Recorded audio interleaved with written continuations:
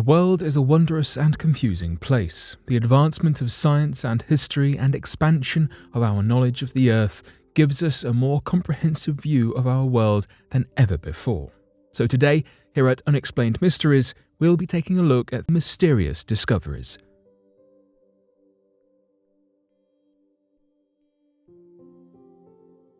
Pacific Islanders appear to be carrying the DNA of an unknown human species. For centuries, archaeologists, biologists, and interested followers of science have held the belief that there are two ancient species of human relatives, though recent findings appear to counter this widely spread assumption. In the South Pacific region, northeast of Australia, the DNA analysis of the population Melanesians has been found to contain traces of a human species outside of the binary we currently know of. This third, now seemingly extinct human species has never been seen before. The assumptions of Neanderthal and Denisovan being the only ancient species was derived from fossil records, though now, despite a distinct lack of fossils indicating this, we have found a third, unknown, ancient, presumably extinct human strain of DNA within a living, modern society. How has this species evaded our research for so many years? This research comes as a result of new technology, allowing us to complete genetic modelling with greater accuracy, though this does not make the new data any less baffling. A statistical geneticist working at and representing the University of Texas, Ryan Bolender, stated, "We're missing a population, or we're misunderstanding something about the relationships." He offered an alternative solution to the narrative most are expressing, explaining that perhaps this is not a new species, but rather resembles a misinterpretation or flaws in the data we currently have. Either way, this is groundbreaking and entirely revolutionizes the understanding of our own biology, history, development, and evolutionary line. Bolender had headed up the team as lead researcher. He and his team have been looking for the percentages of this previously unseen branch of human DNA. This research into the exact percentages of hominid DNA has revealed anomalies and variations that suggests there is something more than a mere mixture of Neanderthal and Denisovans at play here. It appears we have a missing part to this puzzle. At the moment, we understand that somewhere between 100,000 and 60,000 years ago, the ancestors to the modern human race migrated out of Africa and moved towards the European and Asian mainland, where the first contact was made between these two hominid species and communities. The impacts of this association linger still today, with the vast majority of European and Asian people having traceable genetic variations distinctive to the Eurasian Neanderthals within the modern society's lives. But some more recent advancements upon this established research came in 2016, with the understanding that people who are European, of whom have European ancestors and therefore genetic traits and genomes that reflect those of the Neanderthals, have been found to have correlations with increased risks of depression, cardiovascular illnesses such as heart attacks, and numerous skin disorders. Furthermore, a separate study saw that what we now know as HPV was existent in these species, spread through intimate contact. The issues encountered within the possible discovery of a third human species comes through in the limited understanding of the species we already know of. Whilst we have established the existence and presence of both Neanderthals and Denisovan species, we have masses of documentation for Neanderthals, meaning our understanding is relatively advanced, and there is wide representation within our fossil records. Denisovans, on the other hand, we have very little evidence for, varying sparingly only to a single long finger bone and a few teeth. These were found within a cave in Siberia in 2008. The confusing results of the 2016 study show a far more complicated map of human history, much less isolated and far more intertwined than we had ever imagined. Computer modelling predicts modern Europeans and Chinese people hold a 2.8% quantity of Neanderthal DNA. This is concordant with the pre-existing research, which ranged between 1.5 and 4% for all European and Asian peoples. These lines became far more blurred when conducting an analysis of Denisovan DNA. There appears to be no hint, trace, or slightest appearance of Denisovan DNA in any European populations today. with a little over 0.1% trace within Chinese people's DNA. The Denisovan DNA for Melanesian populations, according to Bolender, does not align with the data previously collected. The new research team says the quantity of Denisovan DNA present is closer to 1.11%, not the 3 to 6% previously hypothesized. This is one indication of a third hominid group involved in reproduction. There appeared to be similarities but distinct variations away from Denisovan DNA, presenting the idea of a previously unstudied, third, unknown, identified group of hominids.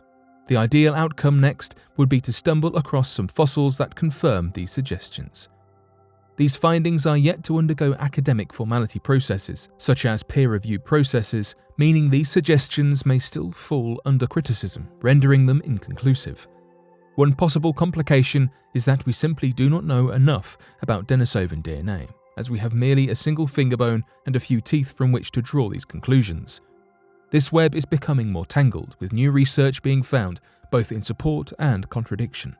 Regardless as to the conclusions drawn, this remains the sole, most comprehensive research into indigenous Australian groups, considering societies more than 50,000 years old. Whether the idea of a third hominid is dismissed or we find supporting evidence, these modern discoveries and research have told us just how complex our human history is and how remarkable that of all the possible variations and combinations, centuries, even millenniums of reproduction have accumulated to form today's humans. The Picatrix. Even though many mysterious books have originated from the West, just as many magical books have come from the East. This was such with a book called the Picatrix, which is a 10th century 400-page book all about magic and astrology. The original Arabic translation of the title is The Goal of the Wise, or The Aim of the Sage. The supposed author was named Maslama al-Majriti, who was an Arab Muslim astronomer, chemist, mathematician, economist, and scholar in Islamic Spain. When he was not excelling in multiple disciplines, he spent time compiling together lore from earlier texts.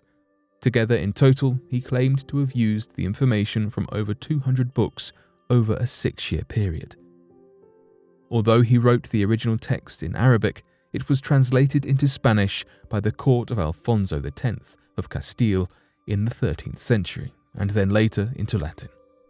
Inside the pages, many astrological magic, potions, spells, philosophical passages, and even electoral rules are contained.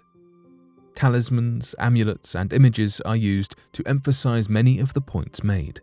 And even though the book is heavy on the magic, it stored many useful elements that would influence a great deal of culture. Even after all this time, the book still influences a direct part of what remains dominant in popular culture today.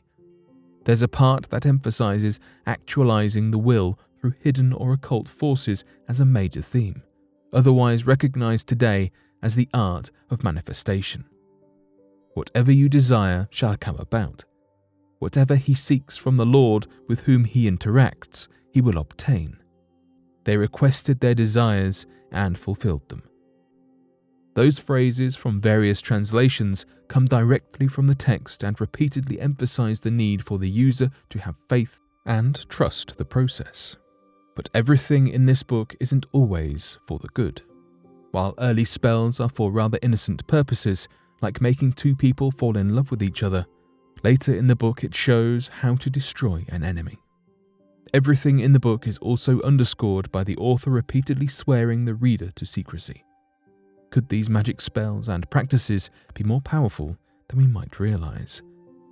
Regardless of whether you adamantly believe in magic, science, or both, the Picatrix has made a significant impact on culture throughout the Renaissance era. Perhaps it might make an even greater impact in the future. For now, it's just an unexplained mystery.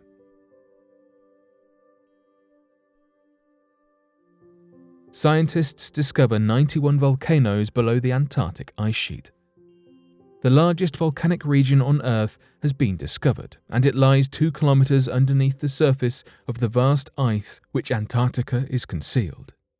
Edinburgh University researchers have discovered 91 volcanoes throughout the duration of their scientific discovery project, the highest of which is as tall as the Swiss Eiger, standing at approximately 4,000 meters or 13,123 feet.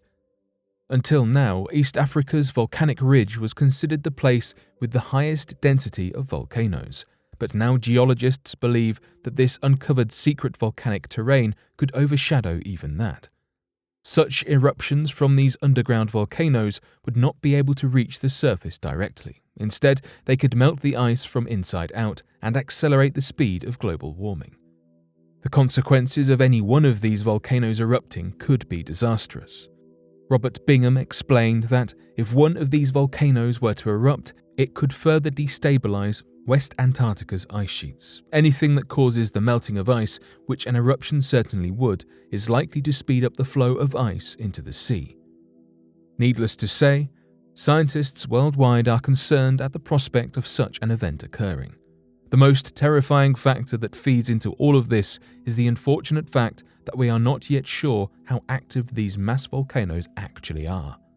Currently, it is something scientists are attempting to figure out as soon as possible. Max van Wyk de Vries, an undergraduate student at Edinburgh University School of Geosciences and self-proclaimed volcano fanatic, posed the vital question: how many volcanoes actually lie below the ice? With Bingham's help, he managed to begin a study that analysed measurements using previous surveys, and they utilised an ice-penetrating radar and compared their findings with a satellite database. Bingham explained the process as, essentially, we were looking for evidence of volcanic cones sticking up into the ice. The completed results revealed 91 new, previously undiscovered volcanoes on top of the 47 already confirmed ones that have been found throughout the past century. We had not expected to find anything like that number. We have almost tripled the number of volcanoes known to exist in West Antarctica. We also suspect there are even more on the bed of the sea that lies under the Ross ice shelf, so that I think it is highly likely this region will turn out to be the densest region of volcanoes in the world, greater even than East Africa, where Mounts Nyiragongo, Kilimanjaro, and Longonot and all the other active volcanoes are concentrated, Bingham commented. Currently, the volcanoes are covered by a layer of ice, but most active volcanoes in modernity are in regions that lost their glacial coverings after the conclusion of the previous ice age. Places such as Alaska and Iceland, for example. The main theory is that without the glaciers, the pressure is released, and they become more active. It is something scientists promise to watch more closely in the coming future. The world we live in is extraordinary as much as it is terrifying. To think that there is so much left unknown about our planet, 1,000 mysteries that lie beneath the ocean and up above, Antarctica is a place of the past. It's fascinating to consider what else we could find. No paints or substances. No matter which side of the authenticity argument you find yourself on, an enduring mystery of the shroud is the source of the image of a man. If it were painted on as part of the supposed forgery of the Middle Ages, chemists would be able to analyse and identify the chemical profiles of the pigments used, as well as even microscopic signs of brushstrokes, both of which are conspicuously lacking. In fact, there is no evidence of any form of paint, dye, or any other substance being used to darken the fibres. It is as if the individual fibres simply changed colour of their own accord, presumably from chemical reactions as a result of laying upon the body as the burial shroud of Jesus Christ. Laying on a human form in this manner could result in the chemical darkening of the cellulose fibres of the cloth with the application of even very mild heat, although other burial shrouds don't usually bear negative images of the person they encapsulated. Additionally, there is the presence of bloodstains and badly decomposed DNA that points to the fact that this was likely used for some type of body. Another hypothesis for the source of the image stems from the fact that the image imprinted on the cloth is a negative. That is, the dark and bright parts of the image are reversed, which is a technique in photography. Some argue that if the cloth were indeed a medieval forgery, the image could have conceivably been imprinted on the cloth using primitive photography materials that would have been accessible, such as silver nitrate and a quartz lens. Researchers have been able to create replications of the shroud using these simple techniques, although they haven't been successful in making the image remain on the cloth when the silver is removed. However, most theorists acknowledge that this is a stretch of the imagination, as there is no documentation of any sort of knowledge of this type, and the odds of no mention of such a groundbreaking technology being made in any surviving record is slim. The fact that the image is likely not man-made, but possibly rather the result of a chemical happenstance, refutes the theory that the Shroud of Turin was a clever forgery of the Middle Ages, and the radiocarbon dating rules out the authenticity of it being a 1st century burial shroud. Theory moderates combine these two compelling pieces of evidence and suggest that perhaps the linen was the shroud of a crucified man in the Middle Ages, something that was not unheard of for the time. Whether or not the Shroud of Turin is even proven to be authentic or merely a forgery, it is nonetheless an incredibly powerful artifact that contributes greatly to the faith of millions of people all over the world. Even from the perspective of non-believers, the shroud is a powerful archaeological piece dating back to the Middle Ages with a shockingly accurate depiction of a crucified man. Although how this image appeared on the cloth will likely remain a hotly debated mystery, the significance of the Shroud of Turin cannot be contested, no matter which side you fall on.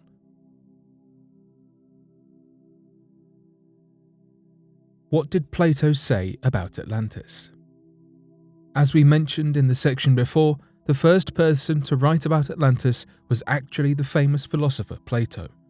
Known for his massively influential philosophical teachings, most famously his cave allegory, Plato shaped thousands of years of Western philosophy and countless historical figures after he passed away.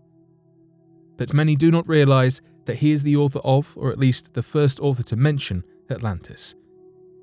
The reason behind Plato's Atlantis was used as a way to explain his philosophical beliefs through a pseudo-historical retelling of history. Atlantis was supposed to show the resilience of Athens against an aggressor, and was supposed to be a parable of what Plato believed to be the ideal state. In his story, Plato details that Athens defends itself from Atlantis in an amazing display.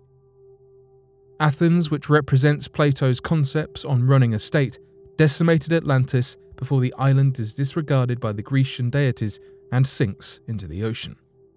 Atlantis, as described by Plato around 360 BC, was an incredible advanced island civilization. Those who first founded the land were demigods, half god and half human.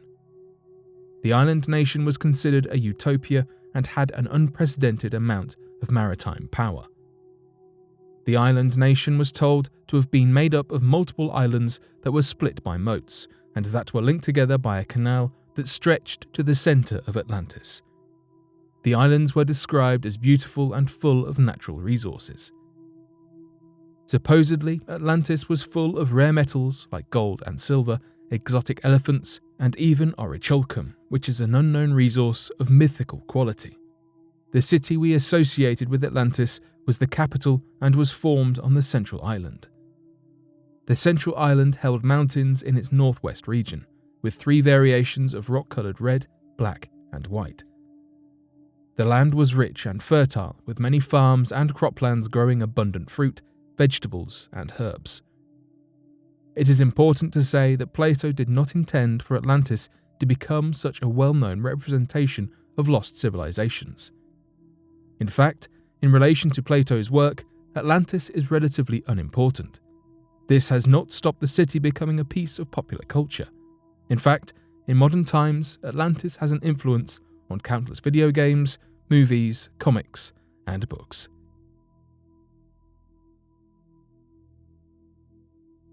But what do you make of these discoveries? Be sure to let us know your thoughts in the comment section below and help us by growing this community while working to solve these unexplained mysteries. Thank you for watching, and don't forget to subscribe for more videos.